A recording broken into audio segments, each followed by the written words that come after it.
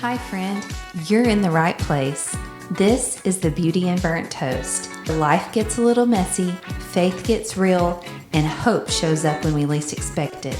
Guests pull up a chair to share their stories, the good, the hard, and the how did that even happen moments. So grab your coffee, maybe some actual burnt toast, and settle in. This is the Beauty in Burnt Toast. Welcome to another episode of the Beauty in Burnt Toast. Just me today, guys. I have to be completely honest that this is terrifying for me, but I am stepping out in obedience and giving it a go on my lonesome. So stick with me today, guys. Today, I'm talking about when comparison kills obedience. So I was having a conversation with someone not too long ago, and they were just talking about how the word obedience kept coming up for them. And recently, I have been in a season of, what did we talk about last week? Surrendering and being obedient, just letting him have it all.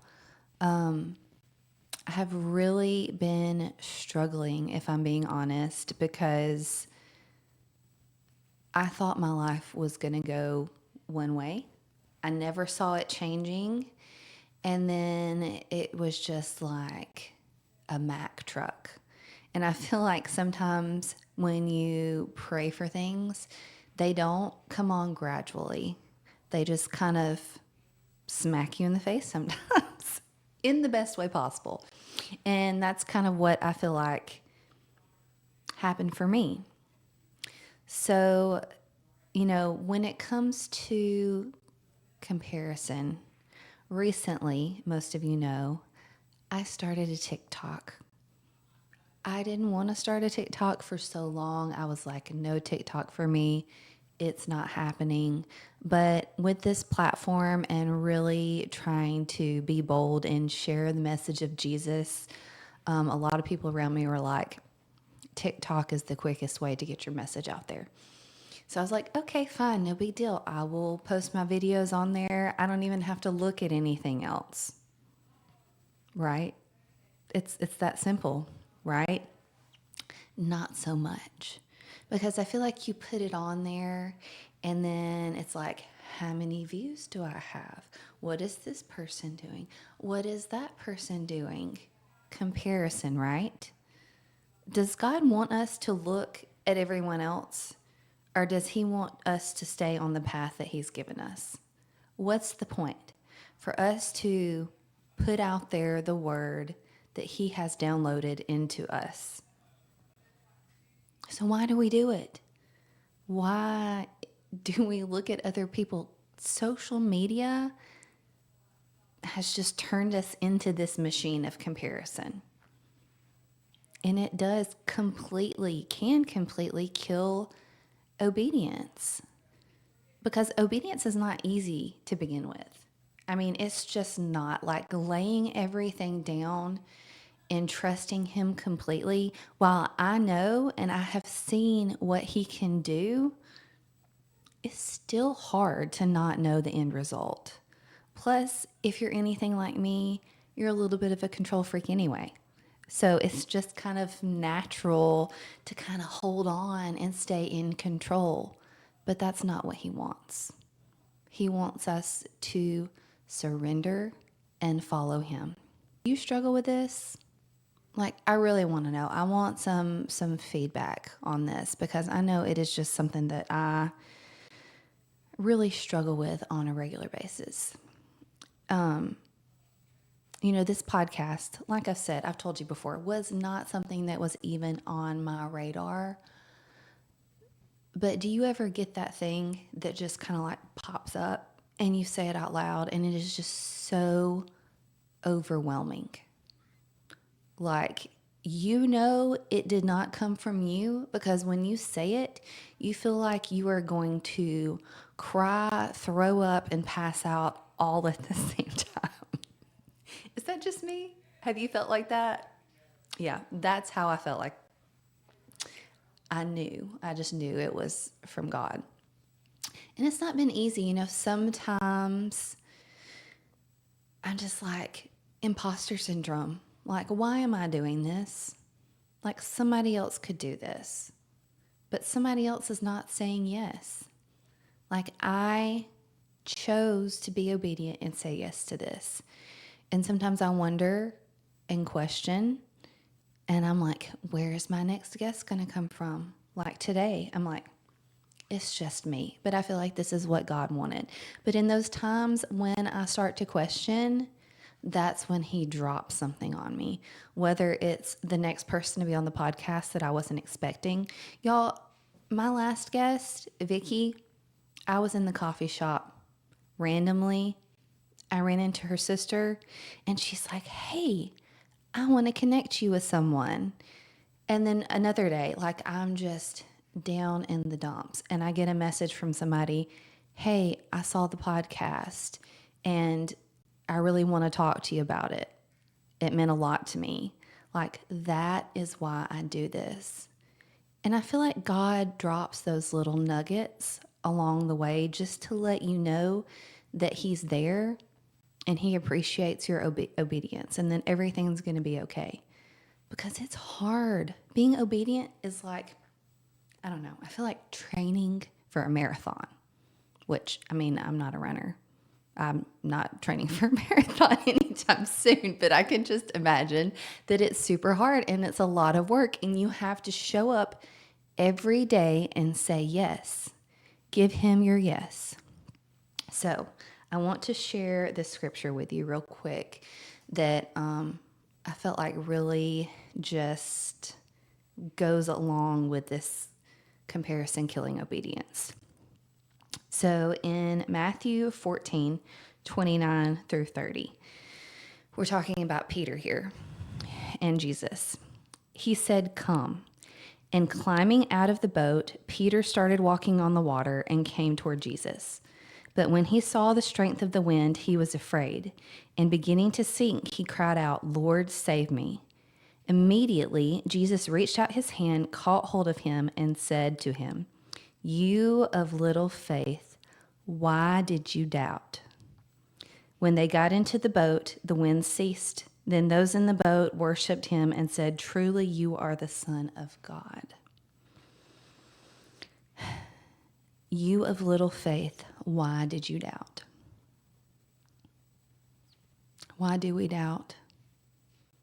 We know he's in control, but social media makes it so easy to compare ourselves. Look at her. She's so much prettier. She's so much thinner. She's got it all together. But do you know her life? Do you really know? Because I sit down with moms every day that probably wouldn't broadcast it to the world, but they have no idea what they're doing. They're beautiful. I mean, they could be the prettiest woman in the room, but they're lost. Aren't most of us? That's why I wish we would just really be more honest with each other. And that's kind of the whole point of this podcast, is being able to show you that you are not alone. And there are so many people that have bitten off a piece of burnt toast and made it through the other side. Because God is bigger than the blackest, burnest toast. He's got the fire extinguisher when it gets on fire. He has a plan for you. So I want to read another verse real quick. Bear with me, guys. Oh, and that last verse, if I didn't tell you, was Matthew 14:29 through 30. And this one I'm going to read. Am I on the right one? Hold on. Galatians 6:4 through 5. Let each person examine his own work, and then he can take pride in himself alone and not compare himself with someone else. For each person will have to carry his own load. That person that you are comparing yourself to, they're not in charge of you. They have nothing to do with your life. Most of them probably don't even know you, don't even care. So why? And why do you even want to be like them when you can be like you? You are the only you. You don't want to be like everyone else. I had somebody one time, I was just meeting them for coffee to kind of brainstorm. Like that's the story of my life right now. Just meeting with people to get ideas from them. And they said that exact thing. Like when it comes to social media, like why are you looking at what everyone else is doing and not trying to come up with your own stuff? Because people don't want the same old song and dance over and over. They want something new and fresh. And what are people craving right now? The truth. And who is the way, truth, and life? Only can be found through Jesus. He is the truth. So why are we looking for the truth in the world? Y'all, I had notes printed out for this, so I'm not even really sure if I need this today. Stop comparing yourself to everyone else. Be obedient and let him do it, because he has a plan and his way is better, even though it's tough. Train for the marathon and run it and win. God has a plan for you to win and for you to prosper and for you to not fail. So, I want you to focus on you.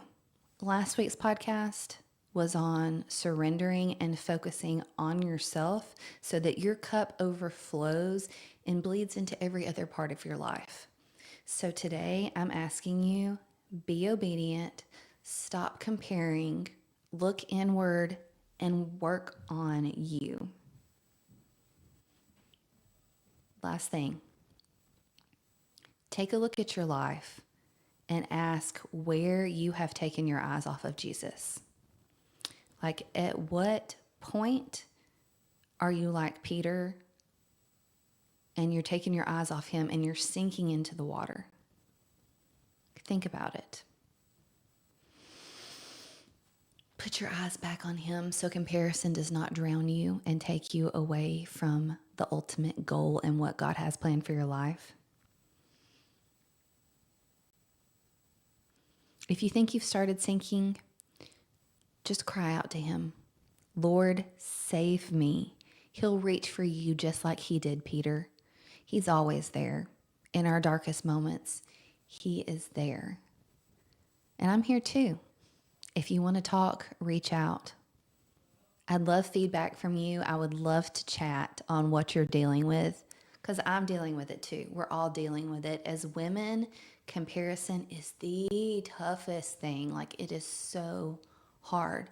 But when you sit down and talk to that person you're comparing yourself to, you will find out that they are struggling just like you are, maybe in different ways. But find out what they're doing and come together and become sisters and move forward together, because we are stronger together. Be obedient, guys. I hope you have a great week. See you next time.